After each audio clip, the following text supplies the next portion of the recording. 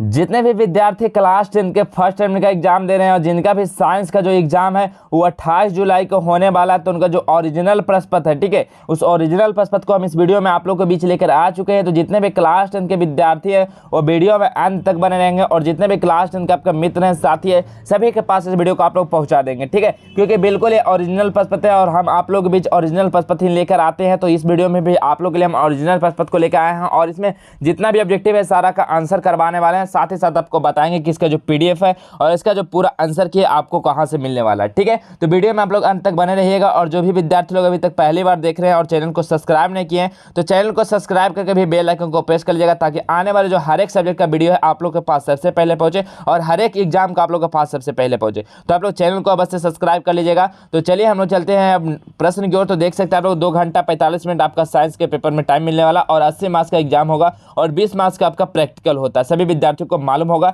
तो चलिए हम सीधा चलते हैं प्रश्न की ओर। तो खंड आ में आपका क्या मिलेगा, वास्तुनिष्ठ प्रश्न देखने को मिलेगा खंड आ में। और यहाँ पे देखेंगे निर्देश में दिया गया कि प्रश्न संख्या 1 से 48 तक आपका क्या है, वास्तुनिष्ठ प्रश्न है। इनमें से किन्हीं 40 प्रश्नों का आपका उत्तर देना है, यानी 48 में से आपका 40 प्रश्न को उत्तर देकर आना है, तभी आपका 40 मार्क्स यहाँ से क्लियर होगा। तो चलिए हम सीधा प्रश्न की ओर चलते हैं। ये साइंस का प्रश्न काफी महत्वपूर्ण है, यही सब प्रश्न आपका बोर्ड एग्जाम में, सेंटेप एग्जाम में पूछा भी जा सकता है बाबू। तो जितने भी क्लास 10 के विद्यार्थी हो तो वो सिर्फ फर्स्ट टर्म के पॉइंट ऑफ व्यू से नहीं बल्कि वो बोर्ड एग्जाम के पॉइंट ऑफ व्यू से भी पढ़ेंगे। तो यही सब प्रश्न आपको देखेंगे, प्रीवियस ईयर में पूछा गया है, तो इस सभी प्रश्न को पढ़ेंगे ताकि बोर्ड एग्जाम में भी आता है तो वो बना पाएंगे। तो यहाँ पे पहला प्रश्न बोला गया है कि किसी दर्पण की फोकस दूरी चिन्ह पर पार्टी के अनुसार ऋणात्मक मानी जाती है। तो किसको ऋणात्मक मानी जाती है, तो अवतल दर्पण को मानी जाती है कि दर्पण की फोकस दूरी चिन्ह पर पार्टी के अनुसार ऋणात्मक किसको मानी जाती है, तो अवतल दर्पण का जो होता है चिन्ह पर पार्टी वो क्या होता है, ऋणात्मक होता है। तो ऑप्शन नंबर ए अवतल दर्पण करेक्ट हो जाएगा। अगला है प्रकाश के अपवर्तन के कितने नियम है। तो याद रखिएगा प्रकाश के अपवर्तन के कितने नियम होते हैं, तो 2 नियम होते हैं और प्रकाश के परिवर्तन के नियम भी पूछा जाए तो 2 नियम होते हैं। तो ऑप्शन नंबर बी करेक्ट हो जाएगा, 2 नियम। अगला है लेंस की क्षमता का एसआई मात्रक क्या होता है। तो लेंस की क्षमता का एसआई मात्रक क्या होता है, तो लेंस की क्षमता का एसआई मात्रक डायोप्टर होता है। याद रखिएगा ऑप्शन नंबर डी करेक्ट हो जाएगा, डायोप्टर। किससे सूचित करते हैं, तो डी से सूचित करते हैं, ठीक है। तो dioptre option number D correct हो जाएगा। चलिए अगला प्रश्न क्या है, किसी माध्यम के अपवर्तनांक का मान क्या होता है। किसी माध्यम के अपवर्तनांक का जो मान होता है वो क्या होता है, तो साइन आई बटा साइन आर होता है, जो कि ऑप्शन नंबर ए करेक्ट हो जाएगा। किसी माध्यम का अपवर्तनांक क्या होता है, साइन आई बटा साइन आर। अगला 5वां नंबर प्रश्न है कि पानी से भरी बाल्टी की गहराई कम मालूम पड़ने का कारण होता है। बताइए पानी से भरी बाल्टी की गहराई कम मालूम पड़ने का क्या कारण होता है, तो क्या कारण होता है, वहाँ पे प्रकाश का अपवर्तन के कारण वहाँ पे क्या होता है कि आप पानी से भरा बाल्टी आपको गहराई कम दिखेगा। तो ऑप्शन नंबर बी करेक्ट हो जाएगा, प्रकाश का अपवर्तन।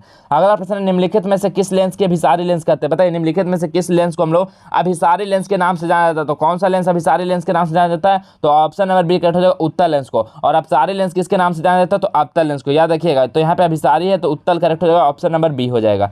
अगला क्या है, अगला हमें बोला गया कि हजामती, ठीक है, यानी हजामत दर्पण में किस दर्पण का उपयोग किया जाता है, ठीक है, हजामती दर्पण में किस दर्पण का उपयोग किया जाता है, तो कौन सा दर्पण का उपयोग किया जाता है, तो वहाँ पे अवतल दर्पण का उपयोग किया जाता है। तो ऑप्शन नंबर ए करेक्ट हो जाएगा, अवतल दर्पण, ठीक है। चलिए अगला है कि उत्तल दर्पण द्वारा बना प्रतिबिंब होता है। उत्तल द्वारा जो बना प्रतिबिंब हमेशा क्या होता है, तो हमेशा सीधा होता है। तो ऑप्शन नंबर ए करेक्ट हो जाएगा, हमेशा सीधा। अगला है गोलीय दर्पण के परिवर्तक सतह का केंद्र क्या कहलाता है। गोलीय दर्पण की जो परिवर्तक सतह है उसका केंद्र क्या कहलाता है, तो उसका केंद्र ध्रुव कहलाता है, ठीक है। गोलीय दर्पण जो परिवर्तक सतह का केंद्र होता है वो ध्रुव कहलाता है। तो ऑप्शन नंबर बी करेक्ट हो जाएगा।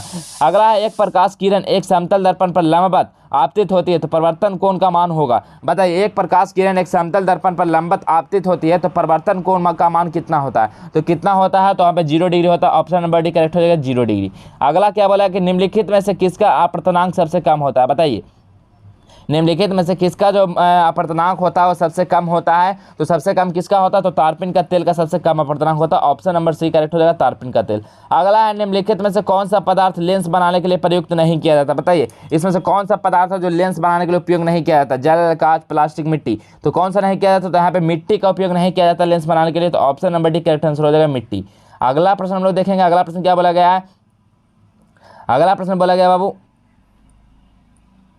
कि किसी बिंब का वास्तविक तथा समान आकार का प्रतिबिंब प्राप्त करने के लिए बिंब को उत्तल लेंस के सामने कहाँ रखना है। तो कहाँ रखेंगे तो हम लोग प्राप्त होगा, तो फोकस दूरी के दुगनी पर रखेंगे, हम लोग फोकस दूरी के दुगनी पर रखेंगे, तभी हम लोग को वस्तु जो है वास्तविक और समान आकार का प्रतिबिंब प्राप्त करेगा। तो option number B correct answer हो जाएगा। अगला है कि किसी गोलीय दर्पण तथा उसके पतले गोलीय लेंस से दोनों फोकस दूरियां -15 सेंटीमीटर और दर्पण तथा लेंस समतल क्या होगा।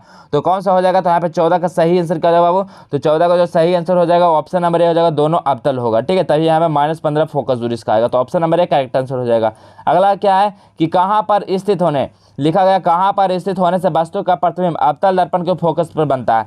कहाँ पर स्थित होने से वस्तु का जो प्रतिबिंब है वो अवतल दर्पण के फोकस पर बनता है। तो 15 का सही आंसर क्या हो जाएगा, ऑप्शन नंबर डी अनंत पर हो जाएगा। ठीक है, option number D correct answer हो जाएगा। अगला क्या है, अगला बोला गया एक गोलीय दर्पण द्वारा बने प्रतिबिंब का आवर्धन m ऋणात्मक है। तो इसका अर्थ क्या होता है, इसका अर्थ क्या है कि प्रतिबिंब क्या होता है, किसका अर्थ होता है कि प्रतिबिंब वो सीधा है। तो option number C correct answer हो जाएगा, सीधा। अगला प्रश्न है वह अभिक्रिया जिसमें ऊर्जा अवशोषित होती है वह कहलाती है। बताइए वह अभिक्रिया जिसमें ऊर्जा को अवशोषित करता है वह अभिक्रिया क्या कहलाती है। तो वह अभिक्रिया क्या कहलाती है, तो उष्माशोषी अभिक्रिया कहलाती है। तो ऑप्शन नंबर सी करेक्ट हो जाएगा। अगला है निम्नलिखित में से कौन सा पदार्थ सूर्य प्रकाश के प्रभाव से अपघटित हो जाता है। निम्नलिखित में से कौन सा जो पदार्थ है वो सूर्य प्रकाश के प्रभाव से अपघटित हो जाता है। तो 18 का सही आंसर क्या होगा, तो ऑप्शन नंबर डी AgBr। ठीक है, ये क्या है, सूर्य के प्रकाश के प्रभाव से अपघटित हो जाता है। अगला है नींबू में कौन सा अम्ल विद्वान रहता है। नींबू में कौन सा अम्ल रहता है, तो बताइए नींबू में कौन सा अम्ल होता है विद्यार्थियों, तो सिट्रिक अम्ल होता है नींबू में। तो ऑप्शन नंबर सी सही आंसर हो जाएगा, सिट्रिक अम्ल। अगला दिया गया कि समीकरण दिया गया Fe2O3 + 2 अल्मोनियम को हम लोग जब रिएक्शन करवाएंगे तो Al2O3 + 2 Fe किस प्रकार की अभिक्रिया है। तो ये कौन सा अभिक्रिया हो रहा है, तो बताइए देखिए कौन सा अभिक्रिया हो रहा है। तो इसके साथ ये क्या हो रहा है, यार टूट के ये ऐड हो रहा है। ठीक है, तो क्या हो जाएगा, ये कौन सी अभिक्रिया हो रहा है, तो 20 का सही आंसर क्या हो जाएगा, तो ये विस्थापन अभिक्रिया हो रहा है। ठीक है, विस्थापन अभिक्रिया, ऑप्शन नंबर डी करेक्ट हो जाएगा। अगला है शरीर में भोजन का पचना किस प्रकार की अभिक्रिया है। शरीर में भोजन का पचना जो है ये कौन सा प्रकार की अभिक्रिया है। तो ये जो कौन सा अभिक्रिया बताइए, तो कौन सा है, तो बताइए क्या हो जाएगा, शरीर में भोजन का पचना किस प्रकार का अभिक्रिया होता है। तो कौन सा प्रक्रिया होता है, तो 21 का सही आंसर क्या होगा, तो विद्युत अपघटन अभिक्रिया, option number D correct answer हो जाएगा। अगला क्या है कि समीकरण 2CO + O2 में जो रिएक्शन कराएगा तो 2COO किस प्रकार की अभिक्रिया हो जाएगा। तो ये कौन सा अभिक्रिया हो जाएगा, तो ये जो हो जाएगा अपघटन अभिक्रिया, ऑप्शन नंबर ए करेक्ट हो जाएगा। अगला है कैल्शियम कार्बोनेट को गर्म करने पर कैल्शियम ऑक्साइड एवं कार्बन ऑक्साइड बनते हैं, यह किस प्रकार की रासायनिक अभिक्रिया है। तो ये किस प्रकार की रासायनिक अभिक्रिया हो जाएगी, तो ये हो जाएगी अपघटन रासायनिक अभिक्रिया, ऑप्शन नंबर बी करेक्ट हो जाएगा। अगला है निम्नलिखित में से कौन सा एक अम्ल है, बताइए ऑप्शन में जाएगा H2SO4 NaOH NaCl और CO, इसमें से कौन सा एक अम्ल है। तो 24 का सही आंसर हो जाएगा ए, H2SO4 क्या है, ये एक अम्ल है। तो ऑप्शन नंबर ए बिल्कुल करेक्ट आंसर हो जाएगा।